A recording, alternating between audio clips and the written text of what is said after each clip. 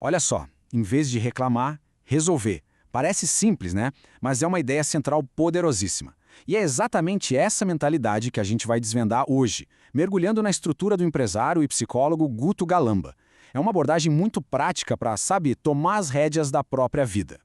E tudo começa com essa frase aqui. É forte, né? Criança reclama, adulto resolve. Basicamente, o que ele está dizendo é que existem dois times. O de quem aponta o problema e espera, e o de quem pega e resolve. E essa ideia, nossa, ela é a base, o alicerce de tudo que a gente vai ver a seguir. Ok, mas o que é reclamar de verdade, segundo essa lógica? Porque, assim, não é só falar que não gostou de algo. A sacada aqui é que a reclamação é, no fundo, um jeito de pedir atenção. É quase como dizer, ei, tem um problema aqui, alguém vem resolver para mim? É transferir a responsabilidade, entende? Mas, claro, essa mentalidade não surge do nada. Foi uma jornada, uma transformação pessoal do próprio Guto. E o centro dessa mudança é uma palavrinha-chave: intencionalidade. É a diferença entre usar as palavras para atacar e usar as palavras para construir.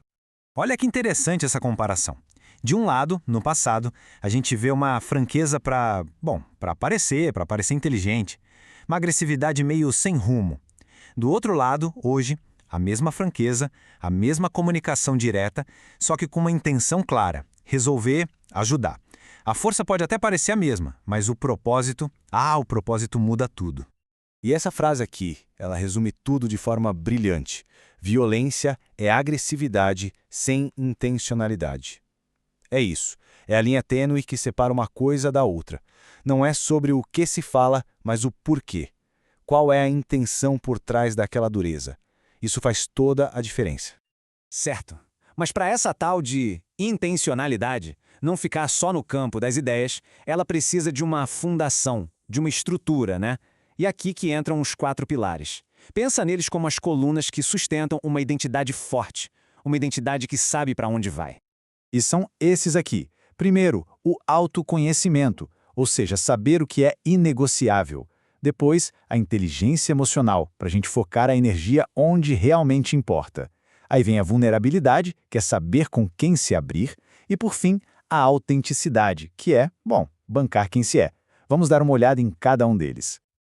Então, o primeiro pilar, autoconhecimento. Isso é sobre saber quais são as suas regras do jogo, sabe? Aquilo que não tem negociação. Quando isso está claro, tomar decisões fica muito mais simples. O não deixa de ser um problema e vira um escudo, uma forma de proteção. Beleza. Com essa base do autoconhecimento bem definida, a gente passa para o segundo pilar, que é onde a coisa fica super prática. Inteligência emocional aqui é basicamente usar a lógica para encarar os perrengues da vida. É tirar a emoção da frente e pensar, sabe? Trocar reação pelo raciocínio. E para ajudar nisso, tem esse filtro. É um sisteminha de 3 perguntas bem simples, mas, nossa, como funciona? Antes de surtar com um problema, a pergunta é: ok, peraí, eu controlo isso? Se sim, beleza, é só usar a cabeça e resolver. Não controlo, mas posso influenciar? Então ok, a gente conversa com calma. Não posso fazer nenhum nem outro? Bom, aí não tem o que fazer. Respira e aceita. É o que é. Agora o terceiro pilar, vulnerabilidade. Muita gente acha que isso é sair se expondo para todo mundo, né? Ser um livro aberto, mas aqui a ideia é outra. É sobre se mostrar de verdade, sim, mas só para quem mereceu, para quem conquistou esse espaço. É como se fosse uma autenticidade protegida, seletiva. E para fechar os pilares, a autenticidade. Esse aqui é o resultado de tudo. É quando se pega o autoconhecimento, a inteligência emocional, a vulnerabilidade e coloca em prática. É ter a coragem de ser quem se é de verdade, de botar a verdade na mesa, sabe? Seja para devolver um prato que veio errado no restaurante ou para ter aquela conversa difícil que está sendo adiada. Certo, mas teoria é uma coisa, né? E a prática? Bom, para ilustrar isso, a gente vai para um lugar bem diferente. Uma das maiores lições do Guto sobre tudo isso veio de uma experiência no coração da Amazônia. E olha, só para chegar lá já foi uma odisseia. Foram 3 voos, depois 3 horas de ônibus para chegar num porto isolado e de lá mais 10 horas de barco subindo o rio. Tudo isso para um retiro de 14 dias com o povo Yawanawá. A jornada em si já era um teste, preparando o terreno para o que viria pela frente. Imagina a cena. Horas e horas no barco, no meio do nada, e, de repente, desaba uma chuva torrencial.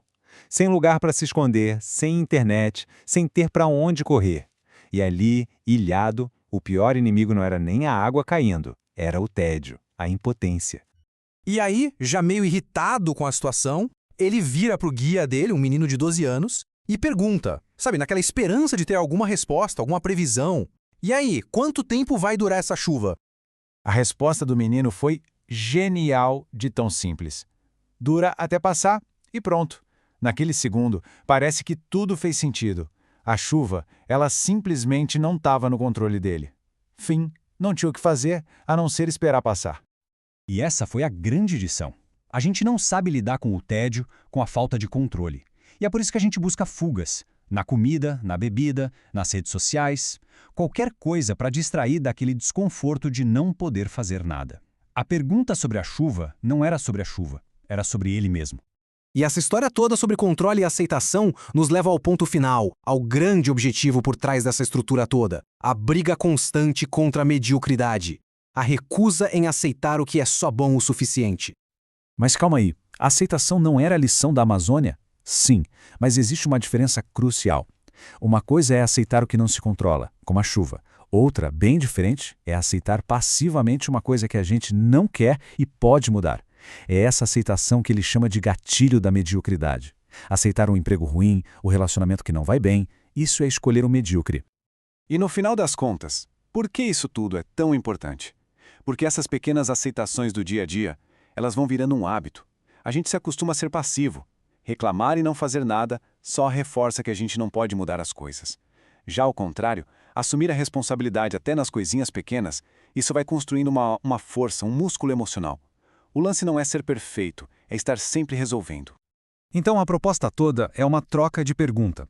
Em vez de acordar e pensar, o que está errado hoje, a gente passa a se perguntar outra coisa, uma pergunta muito mais potente. A pergunta que fica é, que problema vai ser resolvido hoje?